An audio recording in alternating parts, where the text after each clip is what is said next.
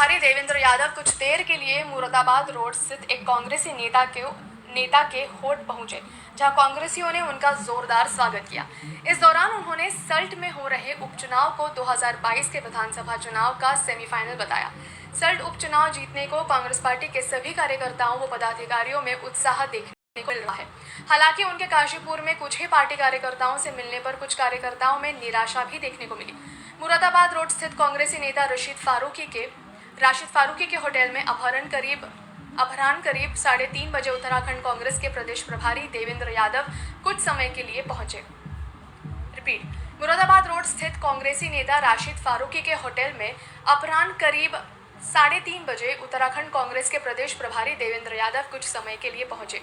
उनके यहां पहुंचने पर कांग्रेस कार्यकर्ताओं ने फूलमालाओं से उनका जोरदार स्वागत किया। हालांकि कुछ कांग्रेसी कार्यकर्ता उनसे मिलने से ही महरूम रह गए, जिससे उनमें आक्रोश भी देखने को मिला। इस दौरान उन्होंने पत्रकारों से बातचीत में कहा कि निश्चित ही सल्ट का होने वाले चुनाव को कांग्रेस वेट कर रही थी। कांग्रेस पूरी तरह से तैयार होकर मैदान में है। हमारा एक कार्यकर्ता और एक साथी वहां पर मौजूद के साथ लगा है। उन्होंने कहा कि यह चुनाव कांग्रेस के लिए सेमीफाइनल के रूप में है। कहा कि उन्होंने सीएम को चुनौती दी थी कि वह सल्ट से चुनाव लड़े, क्योंकि वह इस चुनाव में अपना भाग्य आजमा ले। क्योंकि जिस तरीके का माहौल भारतीय जनता पार्टी ने पिछले 4 साल में यहाँ पर बनाकर रखा है, उसका कहीं ना कहीं नतीजा चुनाव में सामने आने वाला है।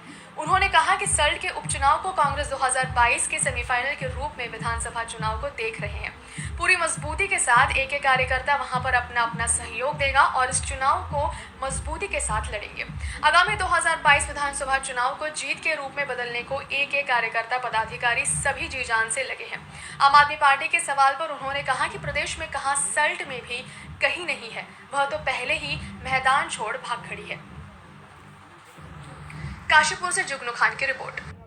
निश्चित ही जो ये सल्ट का आने वाला चुनाव है, कांग्रेस इसको एंटिसिपेट कर रही थी और पूरी तरीके से तैयार होकर हम मैदान में हैं। हमारा एक कार्यकर्ता, एक साथी वहाँ पर मजबूती के साथ डटा हुआ है। ये चुनाव आने वाले चुनाव का मैं समझता हूँ कहीं ना कहीं सेमीफाइनल के रूप में भी हम इसको देख रहे हैं। और हमने चुनौती दी थी माननीय मुख्यमंत्री जी से, क्योंकि वो उनको दोबारा से बाई इलेक्शन में जाना पड़ेगा, तो हमने चुनौती भी दी थी उनको और कहा था कि आप क्यों ना इसी चुनाव में अपना भाग्य आजमा लें, क्योंकि जिस तरीके का माहौल भारतीय जनता पार्टी ने पिछले 4 साल में यहाँ पर बना के रखा, उसका कहीं ना कहीं नतीजा इस सल्ट के चुनाव में सामने आने वाला है।